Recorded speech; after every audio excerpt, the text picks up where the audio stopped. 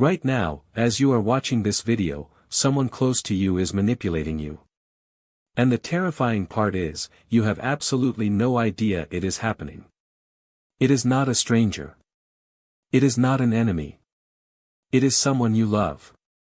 But before we begin, understand one thing. These are not evil people. Your parents, your relatives, your spouse, they learned these manipulation patterns from their own parents. Who learned from their parents. It is a cycle that has been running in Indian families for generations. And today, we are going to expose every single one of them. By the end of this video, you will see your relationships with completely new eyes. You will understand exactly why you feel guilty, anxious, or trapped. And most importantly, you will learn how to break free without destroying your relationships. Trick number 1. Emotional blackmail. This is the single most powerful manipulation weapon in Indian families. And almost every Indian has experienced it, whether they realize it or not. I sacrificed everything for you. I gave up my dreams so you could have a future. I did not eat so you could eat. After everything I have done, this is how you repay me. You have heard these sentences. Maybe hundreds of times. And every single time, they worked. This is not love speaking. This is a well-documented psychological technique called emotional coercion. Psychologist Susan Forward wrote an entire book about it called Emotional Blackmail.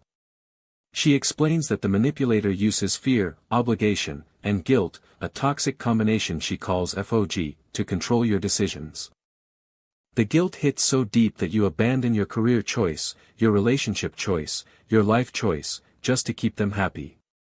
You become an engineer because your father wanted it. You marry someone because your mother chose them. And you call this respect. But psychology calls it coercion. So how do you handle emotional blackmail? The key is to acknowledge their feelings without accepting false responsibility. You can say, I understand you sacrificed a lot and I am grateful. But my career choice does not mean I love you less. This separates their emotions from your decisions. It is not disrespect. It is emotional maturity. Trick number 2. The comparison trap. Or as every Indian knows it, Sharma ji ka beta syndrome. This might be the most uniquely Indian form of psychological manipulation ever invented. Look at your cousin, he got into IIT. Your neighbor's daughter got a government job. Your friend is earning double your salary. What are you doing with your life? These comparisons feel like motivation. But they are psychological poison. Psychologist Leon Festinger discovered social comparison theory in 1954. He proved that humans naturally compare themselves to others. But when this comparison is forced by parents constantly, your brain internalizes one devastating belief. I am not enough. No matter what I achieve, it is never enough. And this belief follows you into adulthood, into your career, into your marriage, into everything. And this is not just theory. A 2021 study published in the Journal of Youth and Adolescence found that young adults who experienced constant parental comparison had a 70% higher risk of developing depression and anxiety disorders. 70%. That one sentence about Sharma ji's son is literally making Indian children mentally ill. The antidote to the comparison trap is simple but powerful. Stop comparing yourself to others. Compare yourself only to who you were yesterday. If you read one more page than yesterday, you are growing. If you are slightly kinder than last week, you are winning. Your only competition is the old version of you. Trick number 3. The silent treatment. In Indian families, this is the loudest form of punishment. No yelling. No argument. Just complete, cold, suffocating silence. And it can last days. Sometimes weeks. Your father stops talking to you completely. Your mother gives one-word answers. Dinner is eaten in silence. The whole house feels like a funeral. And nobody explains why. You are just supposed to figure out what you did wrong and apologize. even if you did nothing wrong. Neuroscience has revealed something shocking. The silent treatment activates the exact same brain regions as physical pain. The anterior cingulate cortex and the anterior insula light up identically whether you stub your toe or someone you love ignores you. Social rejection is processed by your brain as a physical injury. This is why the silent treatment hurts so much. Your body literally thinks it is being wounded. The silent treatment teaches your brain something deeply damaging. It teaches you that love is conditional. That it can be withdrawn at any moment without warning. And this creates what psychologists call anxious attachment. You spend your entire life walking on eggshells, terrified of saying the wrong thing, constantly scanning people's moods to check if they are angry with you. How to respond to the silent treatment. Name the pattern calmly. Say something like, "I notice we have not been talking and I would like to understand what happened. Can we discuss this?" This does two things. It breaks the silence cycle. And it signals that you will not be controlled by withdrawal. You are willing to communicate, but you will not beg. Trick number 4. Conditional love. This is the invisible contract you never signed. But you have been paying for it your entire life. In Indian families, love often comes with terms and conditions. And those terms are decided by your parents. Be a doctor and I will be proud of you.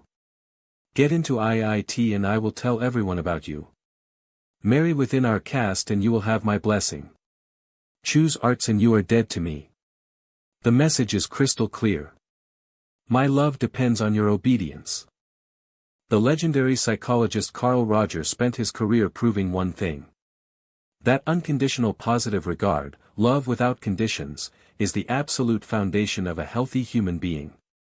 When a child receives love only for performance, they develop what Rogers called conditions of worth. They believe they are only lovable when they are achieving something. Take away the achievement, and they feel completely worthless. And this explains something that confuses millions of Indians. Why are so many successful professionals deeply unhappy? They got the engineering degree, the MBA, the six-figure salary, the arranged marriage. They checked every box. But inside they feel empty. Because they were never loved for who they are. Only for what they achieved. Trick number 5. Public shaming. This is the Indian family specialty. They wait for Diwali dinner. A wedding reception. A family WhatsApp group. And then they announce your failures to everyone. Your marks. Your salary. Your weight. Your marriage status. Your skin color. Everything is fair game. All in the name of so-called concern.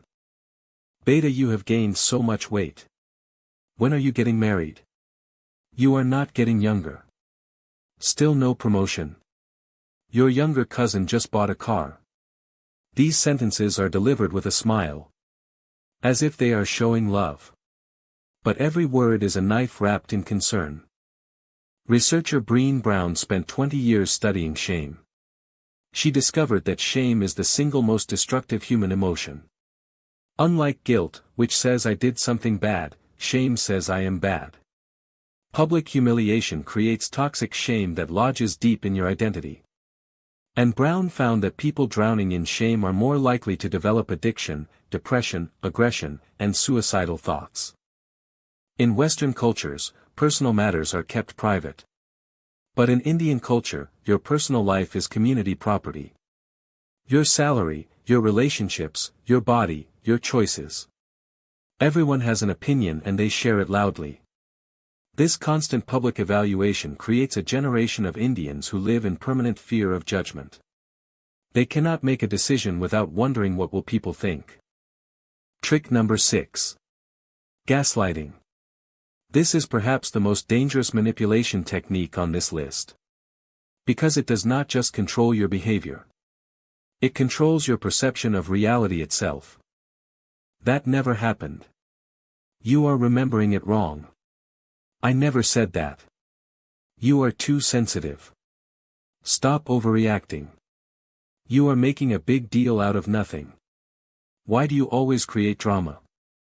Sound familiar? If you have heard these sentences repeatedly from the same person, you are being gaslighted. Over time, gaslighting has a devastating effect on your brain. You stop trusting your own memory. You stop trusting your own feelings. You start questioning whether your pain is even real. The manipulator becomes your only source of truth. And this is exactly what they want. Complete psychological control without ever raising their voice. In Indian families, gaslighting hides behind cultural authority. Elders are always right. Do not question your parents. You are too young to understand. These phrases are used to dismiss your valid feelings and experiences. If a child says a relative made them uncomfortable, and the parent says stop making things up, that is gaslighting. And it causes damage that lasts decades. The most powerful defense against gaslighting is documentation. Keep a journal. After any confusing or hurtful interaction, write down exactly what happened. The date. The words used. How you felt. Because a gaslighter can distort your memory. But they cannot erase what is written in your own handwriting. Your journal becomes your anchor to reality. Trick number 7. The obligation trap. This is the deepest and most culturally embedded manipulation technique in Indian society. It is the belief that your entire existence is a debt. A debt to your parents. A debt to your family. A debt to your community. And no matter what you do, you can never fully repay it. We spent lakhs on your education. We fed you for 25 years. We clothed you. We gave you a roof over your head. And now you want to choose your own career. Your own partner. Your own city. After everything we invested in you. The message is devastating. You were not raised with love. You were funded with expectation. And now the bill has come due. Here is a truth that Indian society desperately needs to hear. Raising a child is a choice. It is not a business investment that demands returns. No child asked to be born. No child signed a contract agreeing to repay their upbringing with obedience. The duty of a parent is to prepare a child for independence, not to create a lifelong servant. Now I want to be very clear about something. Gratitude is beautiful. Being thankful to your parents is wonderful. But there is a massive difference between healthy gratitude and toxic obligation. Gratitude says I appreciate what you gave me. Obligation says you owe me what I gave you. Gratitude comes from love. Obligation comes from control. Learn to tell the difference. Now you know all 7 manipulation tricks. Emotional blackmail. Comparison. Silent treatment. Conditional love. Public shaming. Gaslighting. And the obligation trap. But knowing these patterns is only the first step. The real question is, what do you do about it? Step 1. Recognize the pattern without blame. Your parents are not villains. In most cases, they are wounded children trapped in adult bodies, repeating the only parenting they ever knew. Understanding this does not excuse manipulation. But it removes the anger that blocks your healing. Step 2. Set boundaries with love. This is the hardest but most important skill. A boundary is not a wall. It is a bridge. It says, I love you, but I will not let you hurt me. I respect you, but I also respect myself. You can say no to your mother without hating her. You can disagree with your father without disrespecting him. Boundaries protect relationships. They do not destroy them. Step 3. Consider therapy.